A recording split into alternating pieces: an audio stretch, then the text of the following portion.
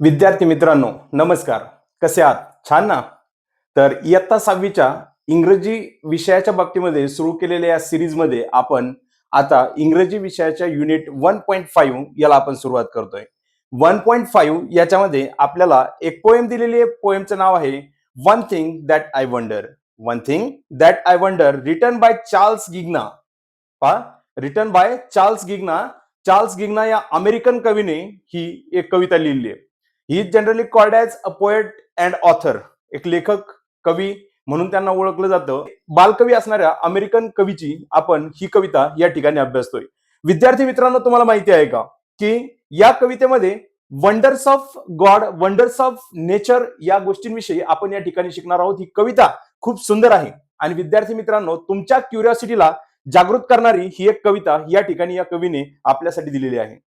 पहा, थोडक्यात मुलांच्या कुतूहलाचं एक अतिशय किंवा कुतूहलपूर्ण असणाऱ्या मनाचं एक सुंदर चित्रण या कवितेमध्ये दिलेलं आहे. निसर्गातल्या काही अनेक गोष्टी आहेत, या गोष्टींची जी आश्चर्य आहेत, हे आश्चर्य आपल्याला या कवितेमध्ये पाहायला मिळतात. तर विद्यार्थी मित्रांनो, या कवितेचं टायटल मी या ठिकाणी फळ्यावरती लिहितोय. ओके, तोपर्यंत विद्यार्थी मित्रांनो, जर तुम्ही आपल्या चॅनलला अजून सबस्क्राईब केलेलं नसेल तर पटकन आपला चॅनल काय करायचा आहे, सबस्क्राईब करून घ्यायचा आहे आणि त्याच्या शेजारी असणारं बेल आयकॉन सुद्धा प्रेस करायला विसरायचं नाही. कारण या पोएमचा जो काही वर्कशॉप आहे, जो स्वाध्याय आहे, तो स्वाध्याय तुम्हाला तुमच्या म्हणजे याच आपल्या चॅनलवरती तुम्हाला तुमच्या नोटिफिकेशन मध्ये मिळून जाईल. ओके, आणि अतिशय सोप्या पद्धतीने आणि समजून तो स्वाध्याय तुम्हाला सांगितलं जाईल. कवितेचे फिगर ऑफ स्पीच त्याच्यामध्ये आलेले आहेत. त्या स्वाध्यायामध्ये आपण तेही डिस्कस करणार आहोत, इथेही डिस्कस करणार आहोत, तिथेही करणार आहोत. ओके, तर विद्यार्थी मित्रांनो, या ठिकाणी तुमचं टायटल मी टाकतोय one thing that I wonder. पहा, दॅट आय वंडर. ओके, असं आपलं टायटल आहे आणि रिटन बाय चार्ल्स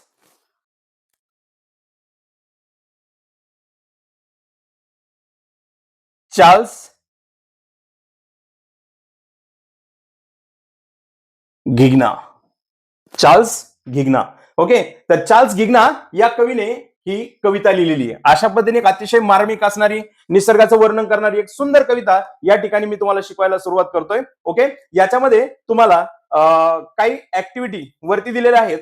जसं काही ऍक्टिव्हिटी म्हणण्यापेक्षा एकच ऍक्टिव्हिटी दिलेली आहे. ए मध्ये डू यू नो, माहिती आहे का तुम्हाला? त्याच्यामध्ये तुम्हाला काही चित्र दिलेली आहेत आणि त्या चित्राची नावं तुम्हाला खाली. Observe the following pictures carefully and write their names. तुम्हाला या ठिकाणी जे काही चित्र आहेत ती चित्र तुम्हाला पाहिजेत आणि त्याची नावं तुम्हाला त्या ठिकाणी लिहायची आहेत. बरोबर, त्या ठिकाणी जर तुम्ही पाहिलं तर तुम्हाला पहिलं रेनबो दिलेला आहे, बर्ड दिलेला आहे, त्यानंतर एक त्या ठिकाणी एक बी, बरोबर, ती दिलेली आहे आणि नंतर इकडं एक समजा एक इन्सेक्ट आणि दुसरा एक इन्सेक्ट त्या ठिकाणी स्पायडर. ओके, तर अशा पद्धतीने तुम्हाला पुन्हा वर्कशॉपमध्ये हे आपण पुन्हा एकदा ही ऍक्टिव्हिटी डिस्कस करणार आहोत. Before going to learn the poem, if you are not subscribe my channel, please subscribe it and press the bell icon to get notifications of other videos. Okay, जर तुम्ही अजून हा चॅनल सबस्क्राईब केलेला नसेल तर पटकन चॅनल सबस्क्राईब करायचं आहे आणि तुम्ही या चॅनलचं नोटिफिकेशनचं जे बटन आहे ते बटन तुम्ही प्रेस करायचंय. तर पहा मुलांनो, या ठिकाणी पोएमला सुरुवात, read the poem लाऊडली and correct interaction. आता या ठिकाणी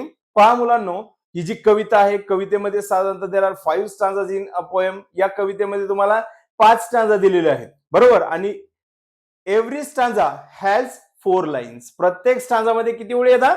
तर 4 ओळी आहेत. तर अशा पद्धतीने आपण या ठिकाणी पोएमला सुरुवात करतोय. पहा, कुतूहल असणारी किंवा थोडक्यात एक आश्चर्य वाटणारी, लेखकाला ज्या गोष्टीचे किंवा कवीला ज्या गोष्टीचे आश्चर्य वाटले ते त्याने या ठिकाणी उतरवण्याचा प्रयत्न केला. आपण आपल्या बालपणी खूप सारे प्रश्न विचारायचो, बरोबर, पण त्यांना घेण्याच्या अगोदर आपण कवितेची पहिली स्टांजा एकदा वाचूयात आणि मग आपण त्याच्यावरती चर्चा करूयात. पहा, one thing that I wonder is why the world is round, and why the trees grow towards the sky, and why the trees grow towards the sky instead of upside down.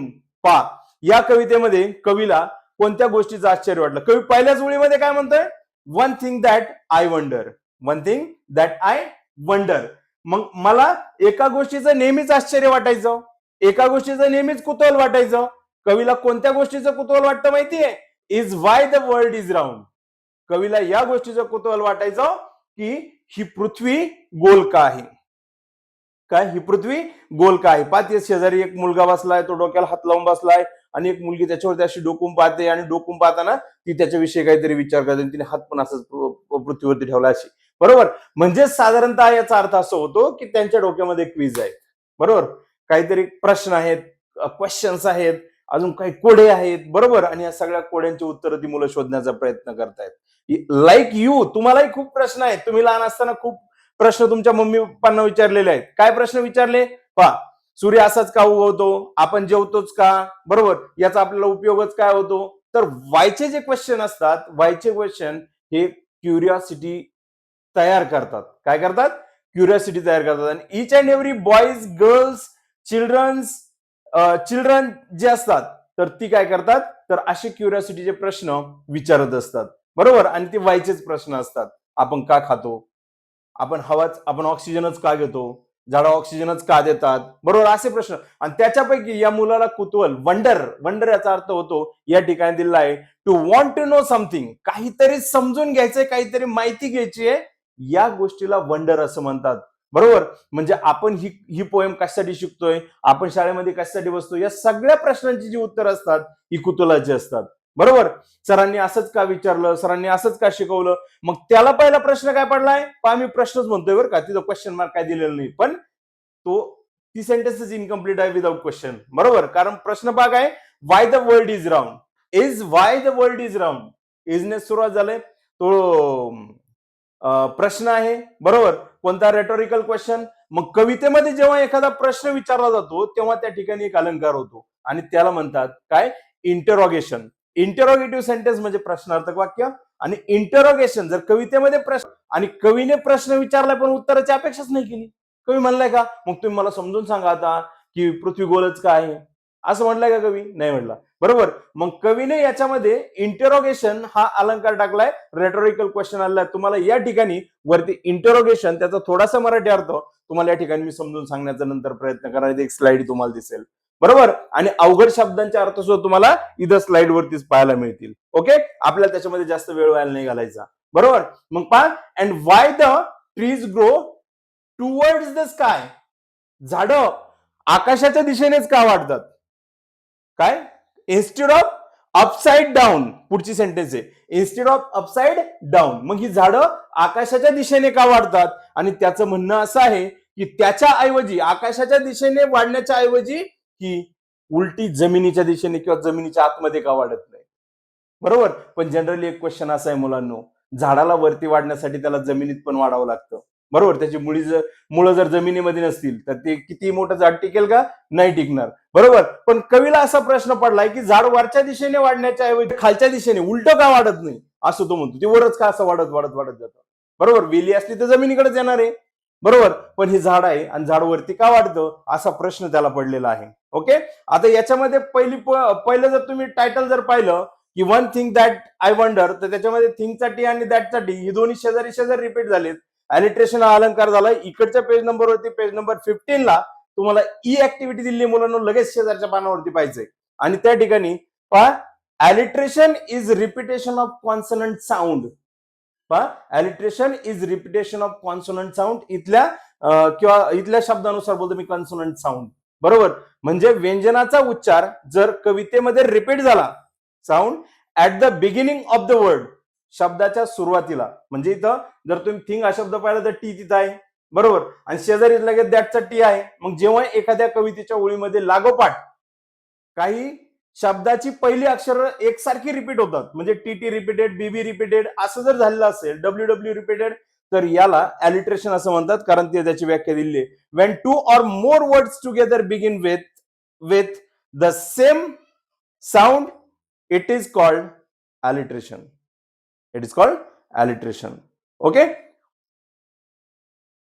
when two or more words together begin with the same sound is called alliteration. पुन्हा एकदा सांगतोय, when two or more words together begin with the same sound it is called alliteration. म्हणजे दोन किंवा दोन पेक्षा अधिक शब्दाचे पहिले अक्षर जर एकच असतील, एकच व्यंजन, एकच जर त्याचा उच्चार असेल स्वर सोडून, बरोबर, एकच अल्फाबेट असेल स्वर सोडून, तर त्या ठिकाणी अलिट्रेशन हा अलंकार होतो. मग कवितेच्या स्टांजाच्या पहिल्या ओळीमध्ये तुम्हाला टीटी रिपीट झालाय. ओके, पुढची स्टांजा पहा आता. One thing that I wonder is how it come to be. एका गोष्टीचं मला आणखीन कुतूहल लागायचं, असं चार्ल्स गिग्ना असं म्हणतात की मला एका गोष्टीचं आणखीन कुतूहल लागायचं की हे सगळं अस्तित्वातच का आलं असेल. त्याचं म्हणणं काय, हाऊ इट कम टू बी म्हणजे हे अस्तित्वात कसं आलं असेल किंवा हे अस्तित्वात आलंच कसं, अशा पद्धतीने त्याला प्रश्न पडतो कोणाला, कवीला. आणि मग दॅट कोणत्या गोष्टी अस्तित्वात आल्या, तर पहा that cats are quick to sit in laps. Laps म्हणजे मांडी, बरोबर, आणि कॅट्स म्हणजे मांजरी. Cats are quick to sit in laps. मांजरी पटकन मांडीवरती का बसतात. While whales sleep in the sea. While whales sleep in the sea. आणि मग कवी म्हणतो मांजरी पटकन मांडीवरती का बसतात, आणि देव मासे विल्सचा अर्थ इकडे दिलेला आहे, very large animal that lives in the sea. काय, very large animal lives in the sea, समुद्रामध्ये राहणारा खूप मोठा प्राणी, बरोबर, ज्याला आपण देवमासा असं म्हणतो. तर तो देवमासा समुद्रात का झोपतो, बरोबर का.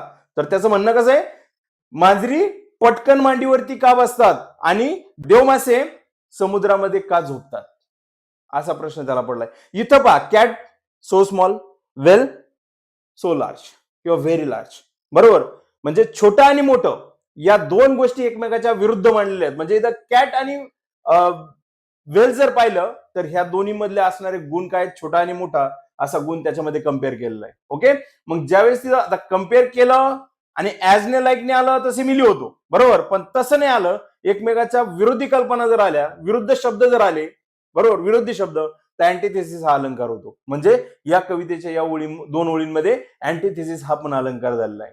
त्याच्यानंतर पुढे सांगितलंय पहा, one thing that I wonder, पुढच्या तिसऱ्या स्टांजामध्ये, one thing that I wonder is why the sky is blue. कवी म्हणतो की मला आणखीन एका गोष्टीचं आश्चर्य वाटतं की आकाश निळच का आहे. आकाश निळच का आहे, कारण कवी छोटा आहे. मग छोटा आहे म्हणजे मोठाच आहे लिहिताना, पण त्याने छोट्या मुलांचं मन त्याच्यामध्ये मांडलेलं आहे, ज्यांना कुतूहल असतं, ज्यांना खूप काही जाणून घ्यायचं असतं, बरोबर. आणि मग असं कवी म्हणतो की आकाश निळच का आहे, Y spiders all have 8 legs.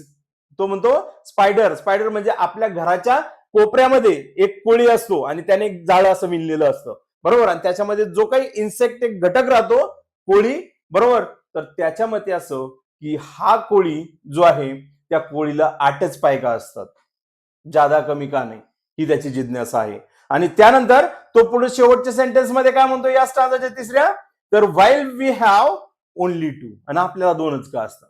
म्हणजे माणसाला 2च पाय का असतात आणि स्पायडरला 8च का असतात. पुन्हा या ठिकाणी अँटिथेसिस झाला. म्हणजे या ठिकाणी काय केलंय, स्पायडरचा आणि ह्युमन्स या दोघांमध्ये विरोधाभास दाखवलाय. विरोधाभास म्हणण्यापेक्षा दोघांमध्ये विरोधी गोष्टी दाखवल्या जातात. स्पायडर खूप छोटा आहे, माणूस खूप मोठा आहे, स्पायडरला 8 पाय आहेत, माणसाला 2च पाय आहेत. ओके, तर अशा पद्धतीने या ठिकाणी काय झालंय, तर पुन्हा एकदा तुम्हाला अँटिथेसिस हा अलंकार इथं पाहायला मिळतो. त्यानंतर पहा फोर्थ स्टांजा, चौथी स्टांजा जी आहे ते चौथ्या स्टांजामध्ये पहा, one thing that I wonder. पुन्हा एकदा त्याला तो आता इथं पहा, one thing that I wonder, one thing that I wonder. आता या ठिकाणी रिपिटेशन हा अलंकार होतो, कारण तुम्ही जर पाहिलं तर one thing that I wonder ही जी आहे ही 5 वेळेस या कवितेमध्ये आलेली प्रत्येक सेंटेन्सच्या सुरुवातीची काय एक ओळ आहे. मग या ठिकाणी रिपिटेशन हा अलंकार होतो. ज्यावेळेस ओळ किंवा शब्द रिपीट होतो त्यावेळेस रिपिटेशन अलंकार होतो. मग इथं रिपिटेशन अलंकार झालाय. मग पहा, one thing that I wonder is how it came to be. मग पुन्हा एकदा तो म्हणतो अजून एक मला गोष्टीचं आश्चर्य वाटलं, कुतूहल वाटलं, आणि ते असं की पुन्हा हे सगळं अस्तित्वात का आलं असेल, कोणती गोष्ट अस्तित्वात आली. मग कवी म्हणतो पहा, दॅट बनीज बरो underground while birds live in a tree. पहा, त्याच्या म्हणण्यानुसार काय, 2 शब्द थोडे डिफिकल्ट वर्ड साठी करायले. बनीज म्हणजे रॅबिट्स. इकडे शेजारी तुम्हाला तो बोर्ड मधला शब्द दिलाय रॅबिट्स. बनीज म्हणजे रॅबिट्स म्हणजे ससे, बरोबर.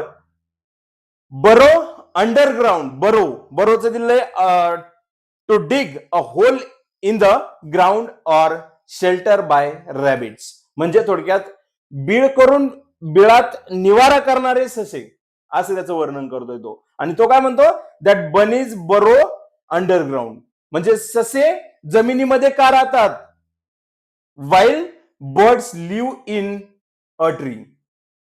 आणि पक्षी झाडात का राहतात, पक्षी झाडात राहतात, बनीज म्हणजे ससे जमिनीत राहतात, झाडात जमिनीत. पुन्हा व अप अँड डाऊन या दोन गोष्टीमध्ये काय केलंय, अपोजिट चालले, बरोबर. म्हणजे या ठिकाणी जर तुम्ही पाहिलं, बनीज आणि बर्ड्स याच्यामध्ये अपोजिट दिलेले आहेत, आणि मग किंवा त्यांची गुण जे आहेत ते अपोजिट आहेत, बरोबर.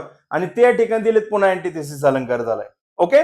त्याच्यानंतर in last stanza one thing that I wonder. कवी पुन्हा एकदा रिपीट करतो, one thing that I wonder. म्हणजे मला आणखीन एका गोष्टीचं कुतूहल लागलं होतं, बरोबर, किंवा कुतूहल आहे कशाचं, तर is why we wonder why. Is why we wonder why. आणि मग कवी म्हणतो की आपल्यालाच इतके प्रश्न का पडतात.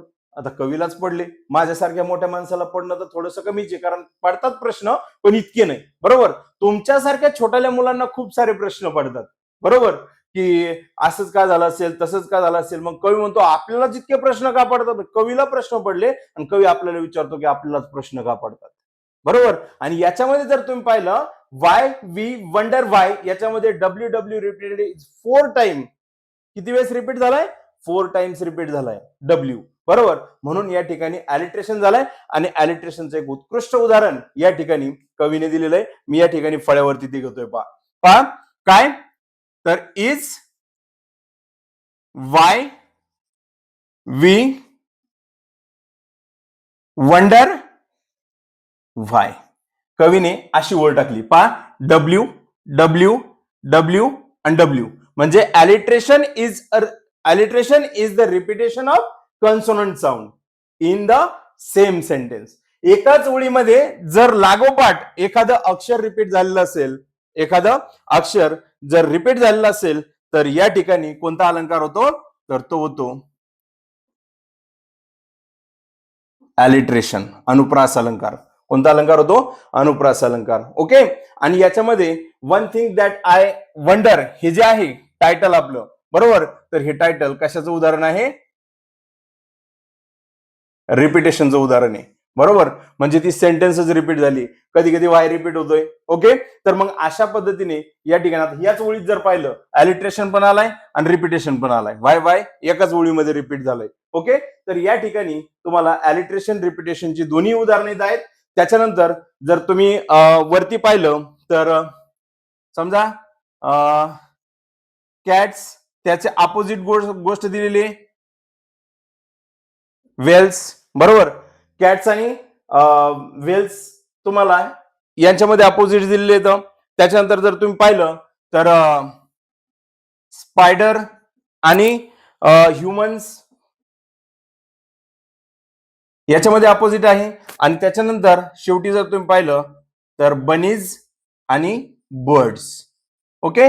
म्हणून या ठिकाणी जर तुम्ही पाहिलं, तर या ठिकाणी अलंकार कोणता होतो, एकंदरीत यांच्यामध्ये काय होतो, अँटिथेसिस. कोणता अलंकार होतो, तर अँटिथेसिस हा अलंकार या ठिकाणी होतो. अशा पद्धतीने मुलांनो या कवितेमध्ये तुम्हाला हे अलंकार पाहायला मिळते. पहा पुढच्या 2 सेंटेन्स राहिल्या त्या कवितेमधल्या, तर one thing that I wonder is why we wonder why. मग कवी म्हणतो एका गोष्टीचं मला कुतूहल लागतं, कोणतं, तर आपल्यालाच प्रश्न का पडतात, हे पण त्याला कुतूहल लागले. ओके. आणि त्याच्यानंतर पहा, about the wonders of the earth, पृथ्वीवरील आश्चर्यकारक ज्या गोष्टींबद्दल, हे म्हणजे पृथ्वीवरील आश्चर्यकारक गोष्टींबद्दलच आपल्याला कुतूहल का पडतात.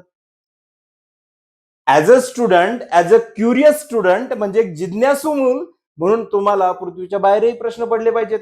कवीला तर सगळे पृथ्वीवरलेच प्रश्न पडले, एक समुद्रामधला आहे, बाकीचे पृथ्वीवरलेच आहेत, बरोबर. त्याच्या बाहेर तर काय कवी बोलला नाही. मग कवी म्हणतो की आपल्याला पृथ्वीवरील आश्चर्यकारक गोष्टींबद्दल कुतूहल का वाटतं, that feel the sea and sky.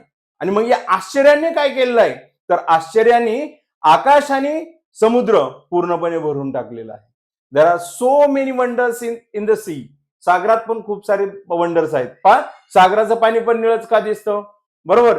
सागरातच मासे का असतात, खूप मोठाले मासे का असतात, आपल्या डबक्यातच का नाही, असाही प्रश्न आपल्याला पडेल. सागरातच शिंपले का असतात, मोती तिथंच का सापडतात, बरोबर.